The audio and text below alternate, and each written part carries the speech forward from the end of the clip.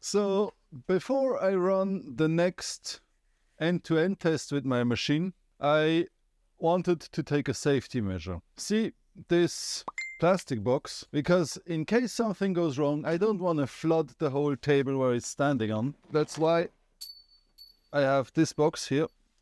Up here on the printer, we have some parts. So let's see. The basic idea is first to pop that off the plate. 1, 2, 3, and 4. The idea is to have this box and have these corners here. Yeah, not perfect, but it's gonna do the trick. Maybe a bit far out, those. Yeah, I made some holes. The idea is I can put 4 corners like this, and one of these corners here has a hole in it, and in that hole can insert that tube, and that tube will then be an outlet. So basically I can add a hose, and then I can empty the liquid that is caught up in this. Now first we need to try to attach these corners. So I made these holes going all the way through. The idea is I can drill through these with 2.5 millimeters.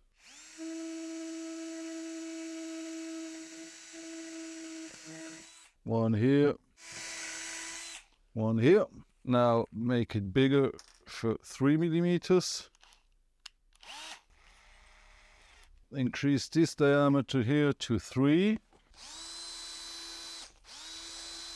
Then grab some, underneath. Grab some screws.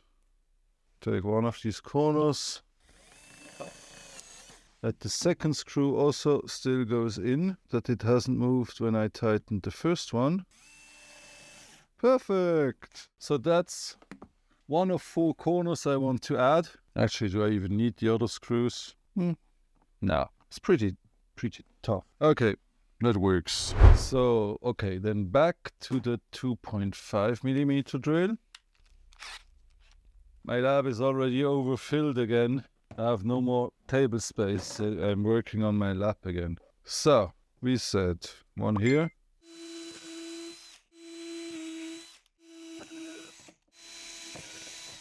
And the last one.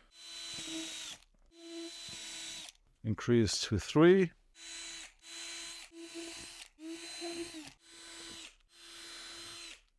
So.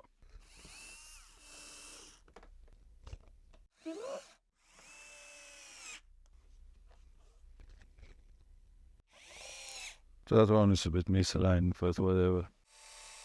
Not good. Here it goes. Not perfect, but working.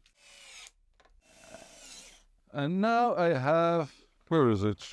Here I have a hole, but it doesn't go into the box. So I need to drill it into the box. Is drill into the box here. So I try to go in here. I am through, but made an uncomfortable noise with the 3D printed part. We have a big enough hole to evacuate water. If I use my knife to cut it a bit further. Looks great. Now I just need to put my tube in. That's how my tube is in now. Now I mark the opening I need here, at least. And I can make it slightly bigger. Now it's time for the angle grinder. Now, safety first. Ears, eyes.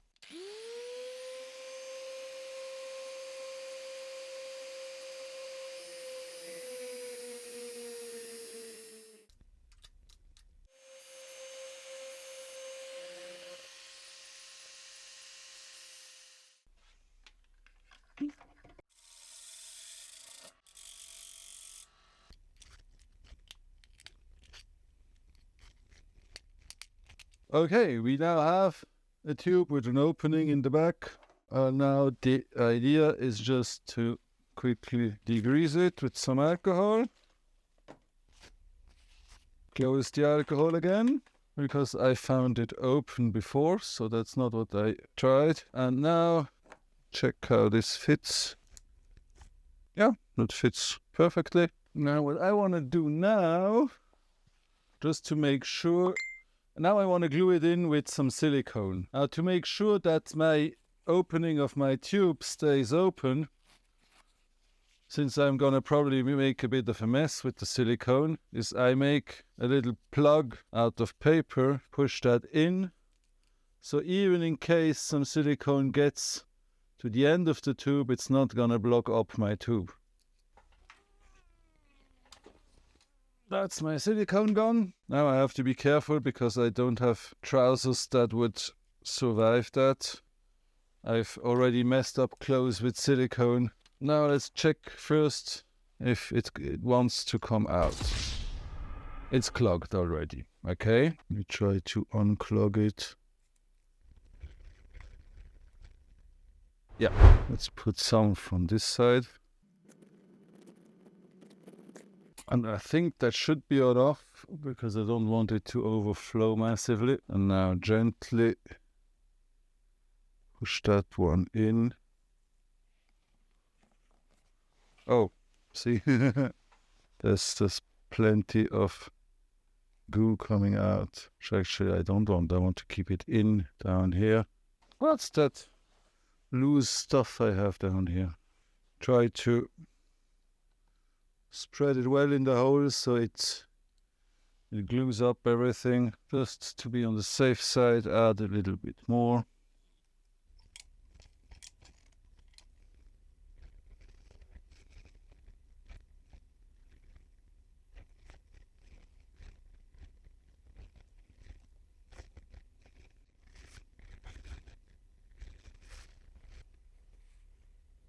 That stuff is nasty. Trying to check if the orientation of my opening is correct. Yeah, that's how I want it. Now I'll just try to dig out as much of the silicone that is where it should not be to make my life easier once it has hardened. Yeah, but I think once I pull out the plug, once I pull out my paper plug, the opening will be nice. And at this end, I can attach a hose to evacuate excess beer. So, time to let it dry. First, limit the damage. Luckily, my trousers haven't gotten any stains, but the screwdriver here needs to wipe down for sure. And back here, put some stains on my machine. See, that stuff is really tough. Few seconds there and you already don't get rid of it. So, let's first close that one. Now what I've learned is alcohol is a good way to get rid of that stuff, at least on closed surfaces. On fabrics you're lost. On fabric you don't get it out anymore. Too late already. Whatever. We can live with that. So, we have a safety net for our next experiment in beer filling. Finally, time to test. I have to bring everything upstairs because even if I have my catch pan under it, I don't want to take any chances. But let me show you something else. My new board arrived. I'll tell you more about on the next video, but I have a DC-DC converter, step-down converter on board. I have the new drivers and stuff like that. It's gonna be awesome, but one thing at a time, and now is testing time. Can I take everything upstairs at once? I need my beer keg, my pseudo beer keg, some cups, the hose, and the GoPro. I mean, that fits in a pocket. And the machine, and you, the camera. One of the reasons why I'm efficient is that I'm lazy. So, table, beer keg. What's missing? Beer, of course. Here we go. Shit. I didn't want to shake it. Luckily I have enough. I get new one. I don't want shaken beer. Oh, it's gonna be a blend. I have 2 black ones and 4 brown ones, but for the test, it's gonna work. So, the keg.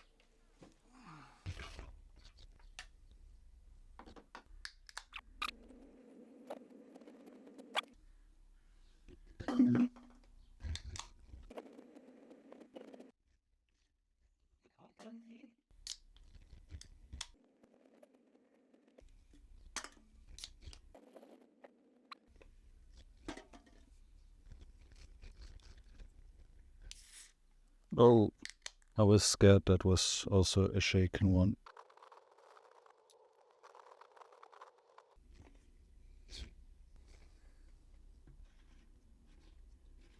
So we have the keg full of beer, as we see here. We have CO2.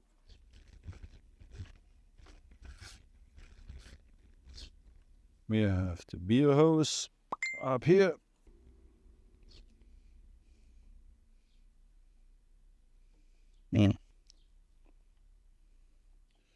Old hack. You want to put a hose over something, make sure it's wet. Or the other way around. You want to insert a tube into something, make sure it's wet. So, what I have come to realize is, since we have only half a bar, I don't even need clamps around it. It's strong enough like this. Now we need electricity. My nasty old bleed means we just have closed the valve, which is good. So, last time I used my laptop, but I want to try this time with my phone how well the GUI works. That is connected. 10001, that works. So, now open the CO2. Pressure is rising to 0.5-ish, 0.6 bar, something like that. We see beer going through the hose. Half of the hose is filled. Yeah, over there, you see the front of beer coming into the hose slowly. So, before we even start calibrating, we go to test the filler. Move that guy down. Test the valve. Open the valve. Close the valve. It's not too bad. I mean, the first shot is gonna be foamy anyway. Somehow my pipe is not straight, my tube going into the glass, but that's something else I need to fix.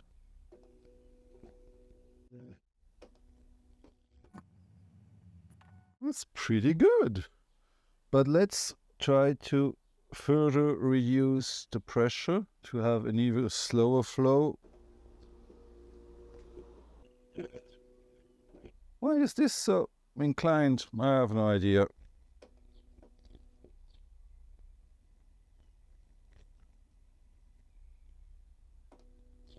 It's nice. And we are exactly 0.5 bar, and we have kinda solved the foam problem. What I haven't solved is the space problem.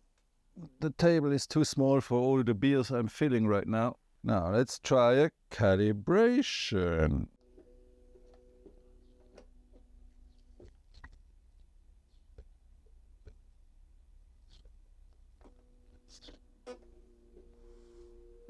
Yeah, it's at the lower end of what I wanted to do, but yeah. And since now I'm calibrated, I can put the cup here.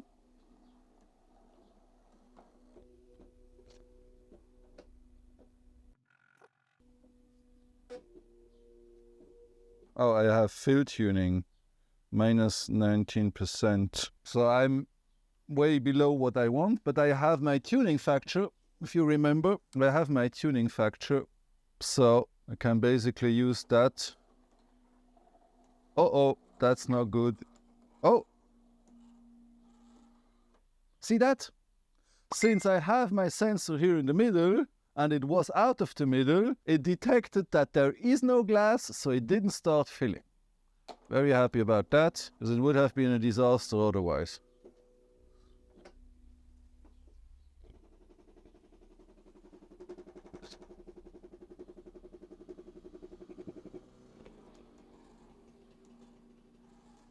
I love it! It finally works.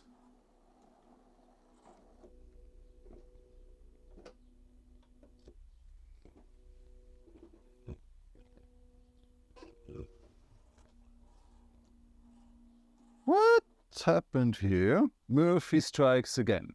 That moment where I'm not looking, suddenly it fills me half a glass, which is definitely not what I want. Let's try more. Oh, and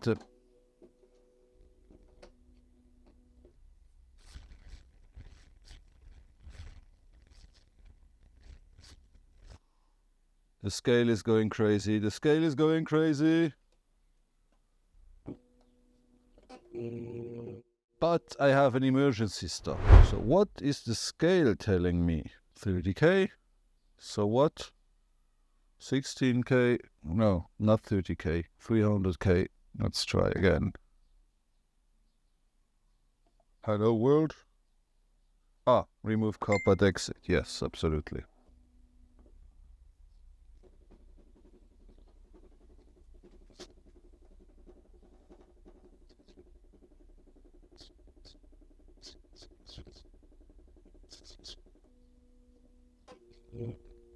And now I'm watching.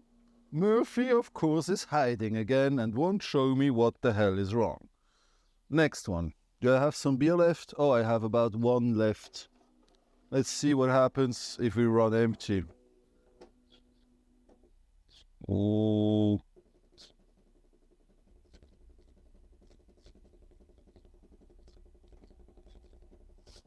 I really hope we don't run empty too early.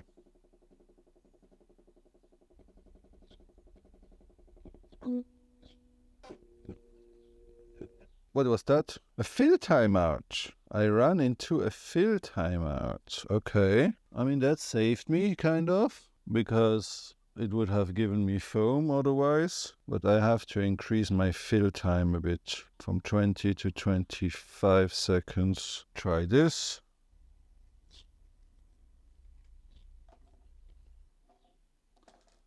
Oh, yeah, that's the problem with being outside. Oh, yeah, and I have to say that I have noticed that there is an error.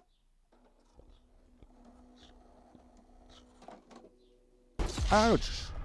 So there's nothing coming. Why is the pressure so low suddenly? My pressure regulator is doing bullshit. My pressure regulator is now at 0.1. I have ordered a better pressure regulator, because a pressure regulator that's made to be between 0 and 15 bar is probably not ideal if you want to regulate in a range of 0 to 1.